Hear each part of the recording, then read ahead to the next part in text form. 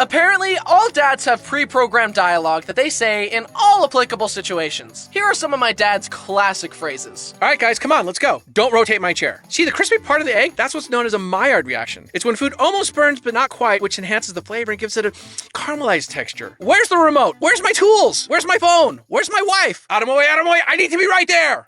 We don't need the rule book, we'll just learn as we play. Did you know that salt used to be used as a currency? Because it was the only way to preserve meat since they hadn't invented refrigerators yet. Don't touch the thermostat. Boy, stop fighting or I'm calling your father.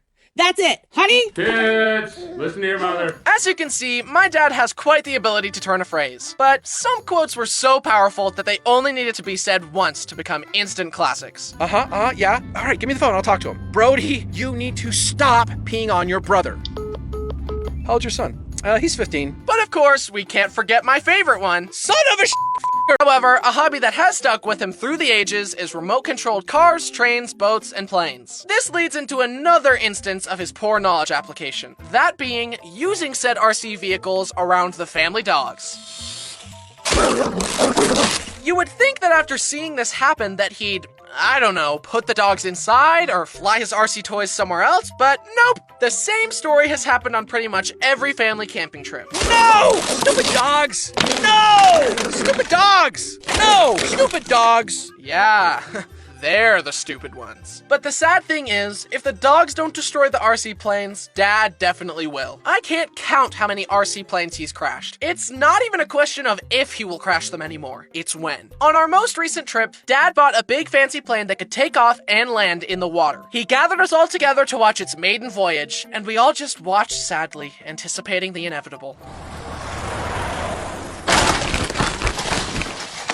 No! Stupid plane! People often think that homeschooled kids are really good at math and science, but really bad at social interaction. Unfortunately, I'm just bad at both of them. And I know I'm not the only one who feels inadequate watching those documentaries about gifted kids. They're all like, At age 2, he was already speaking English and Spanish fluently. By age 6, he already graduated high school valedictorian. And by age 10, he had a doctorate in neuroscience and astrophysics. And just last month, he earned a Nobel Prize. If someone made a documentary about me, it would be more like, at age 2, he finally learned to walk. By age 6, he learned how to not spill chocolate milk. And by age 10, he was already drawing silly little pictures. Welcome to Bull Shark, a fast-paced card game full of bluffing, tricking, and stealing. My brother and I are sure that the quick-to-learn, hard-to-master gameplay of Bull will hook you right away. Win the game by getting rid of all the cards in your hand or by collecting 3 pearls. Every time you bluff successfully, you get a pearl. But beware, getting caught in a bluff will force you to take all the cards in the pile. There are many powerful action cards, but the strongest of all is the Vicious Bull,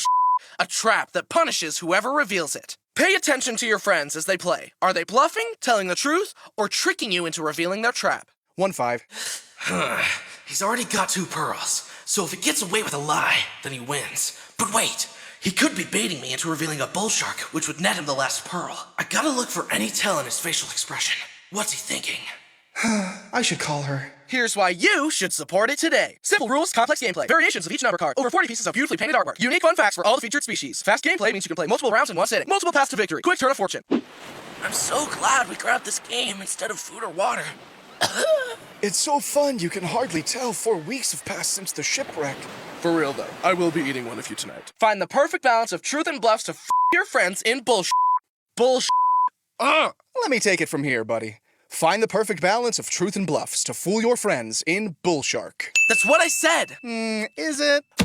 With gorgeous art, fast-paced yet complex gameplay, and great practice for your poker face, Bull is the perfect game to with your friends. Bull the game with the Bull I'm saying Bull S-H.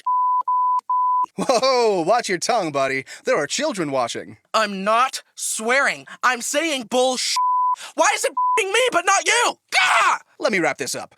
Bull Shark, the bluffing game with a bite. Pre-order now. Ugh! This is bullshit. Wait, no, wait.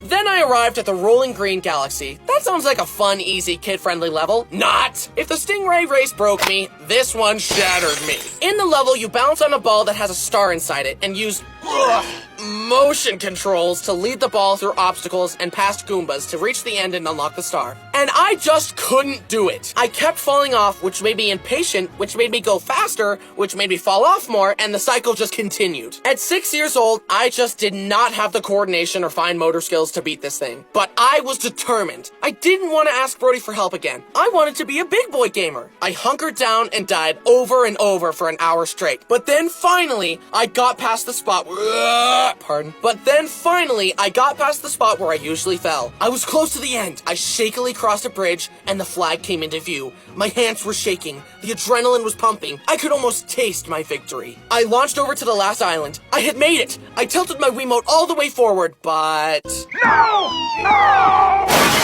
I literally tripped at the finish line. My confidence was shattered, and I had to go collect myself in the other room. But I would not let this fiery crucible break me. I would allow it to forge me into something stronger. I stepped back in and entered Ultra Instinct mode. And I finally beat it. And that's when I felt it. The gamer's high. All my dopamine receptors fired, and I jumped for joy. This is the greatest day of my life! Having a powerful imagination was a good thing in many ways, but this also meant that I was scared very easily. Taking the trash out in the dark felt like a life or death experience. I was convinced that an evil clown or alien would kill me if I didn't do it as fast as I could. And of course, when I turned out the last light in the house, I had to run to my room as fast as I could so that a shadow demon wouldn't catch me. Even as an adult, I avoid horror movies. It's just not worth it to me. I'd rather be happy and sleep well. But I wasn't just susceptible to scary things in movies. I also fell victim to fear-mongering stories designed to make me more obedient from my parents. This is Santa. If you're a good boy, he'll give you a present at Christmas. Awesome! And this is the boogeyman. If you're a bad boy and disobey us, he'll kill you. Slowly and painfully. He'll violently rip your arms off and use them to bash your head in.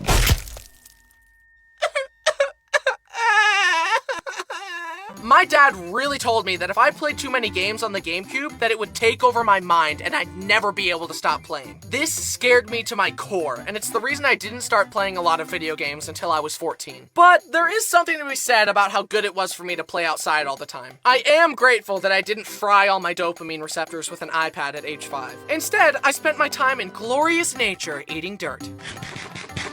You couldn't have the game that sent Mario to space without the game that sent Mario into a whole different dimension. Super Mario 64, an all-time classic. It paved the way for so many games to enter the third dimension. I'm still waiting for Super Mario 65 to come out, though. I literally can't describe the pure primal fear little Bryson experienced when seeing that giant chain chomp for the first time. And don't even get me started on that Koopa the Quick Race. I hate this stupid turtle so much. I just couldn't beat him. But then, one day, Brody let me in on a little secret. He's gonna win the race again! You see that little hole in the wall? Go in. How is this supposed to... Oh my god! Oh! You see that beam of light? Look up.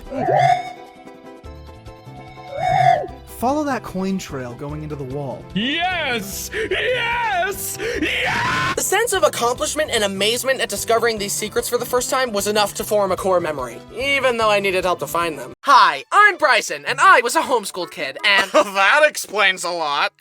How did I not see it earlier? See? Told ya. Thank you. Hey, rude! There's such an unfair stigma against homeschooled kids. Everyone just thinks we're weird and cringe. But most homeschooled kids grow up to be well-adjusted members of society. And we're also usually smarter than average.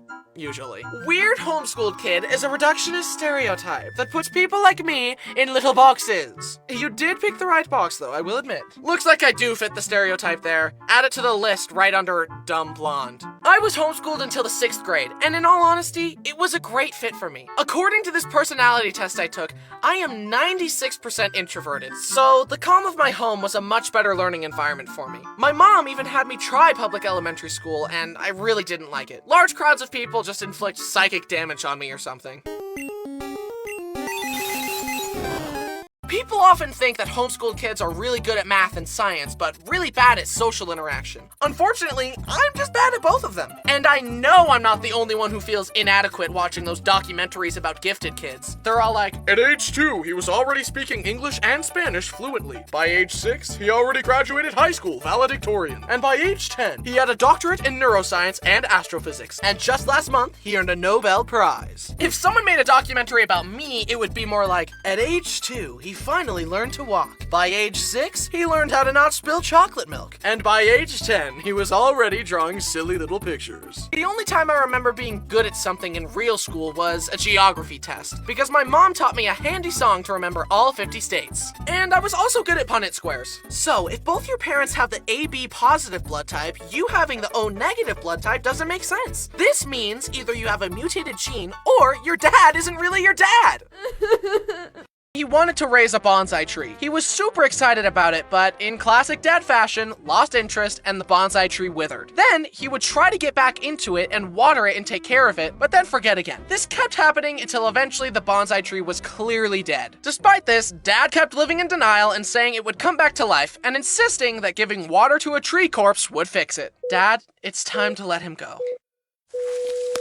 He's just a little thirsty. He'll be fine. Eventually, Dad was forced to admit defeat and throw the tree away. Our sibling rivalry seemed to leak into every aspect of our lives, and video games were no exception. Even being player 1 was a big deal. If my Wiimote connected first, Brody would shit his pants and disconnect all the controllers and resync them until he was player 1. We also played the DS version of Mario Party on family road trips, and I remember screaming my lungs out over losing minigames. Something about this game is just a recipe for white-hot rage and malice. I guess that's why it's good at parties, because you get to see everyone's true colors. And it's always so tense when Toad announces the final score. Okay, I've got 4 stars and 46 coins.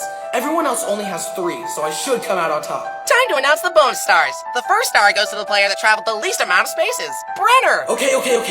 I still got more coins than him, so as long as he doesn't get the second one, I'll win. And the next star goes to the player that lost the most minigames. Brenner! I'll f***ing kill you! At 16 years old, I was 5'2" and 80 pounds. I remember that because that's seriously the size I was for like 6 years. I was definitely not an average teenage boy. I was great at hide and seek, however, I could not go outside if wind speeds were too high. So, my parents took me to see a doctor. Yeah, he's definitely underdeveloped. I feel bad for him because men like to feel like alpha males, and he obviously isn't. I mean, look at him. So I'm going to recommend testosterone treatment. This was a shock to me. I knew I was small, but I generally tried to just ignore it and live my life. I figured that being uncomfortable in your body was kind of just part of being a teenager and that everyone grows at different paces. But this medical professional told me that my body wasn't manly enough and then immediately suggested TRT to a 16-year-old, which I think is pretty crazy. We even got a bone scan done and found out that my bone age was that of a 12-year-old. Okay, here are the results of the scan. Travel home safely now. This dude's bones suck! I mean, look at it! That's just shoddy workmanship right there! I'm pretty shy when getting to know people, and then all of a sudden, boom, I become the silliest goose of all time. You can tell how comfortable I am around you based on how annoying I'm being. There's a direct correlation there. Because of this, I've always had a small but very close circle of friends that I really connect well with. But when I was young, I didn't know how to make friends, so I was given a pre-packaged, parent-approved circle of friends because our moms were friends and they'd get together and let us Rugrats play. Hey guys, let's pretend we're wolves! Yeah! Luckily, I grew out of this, unlike some of you. I guess pain really is beauty. It takes a lot of work to look this good. But at least it's over now. Hey, by the way, I just scheduled your wisdom teeth removal surgery. Wisdom teeth. Why do they call them wisdom teeth? Those teeth are obviously stupid idiots because they're going the wrong freaking way. Vestigial structures, useless body parts, are so stupid, and some of them actually hurt you. Your appendix can blow up and kill you for no reason. Your wisdom teeth sprout out of nowhere and ruin your other straight teeth. And don't even get me started on the tailbone. These things have no purpose. That's just bad character design. Winston and Bo have a love-hate sibling-esque relationship. Winston clearly doesn't understand how easily Bo could destroy him because he mouths off to Bo and attacks him all the time. I mean, look. Buddy, you need to check yourself before you wreck yourself because I promise you it would take less than 10% of his power to evict you from this plane of existence. Of course I love Winston, but he could definitely benefit from an attitude check. Also, wiener dogs in general are just funny looking. Dogs were never supposed to look like this, but humans were like, hey look, through selective breeding we can turn this noble creature into a cartoon character.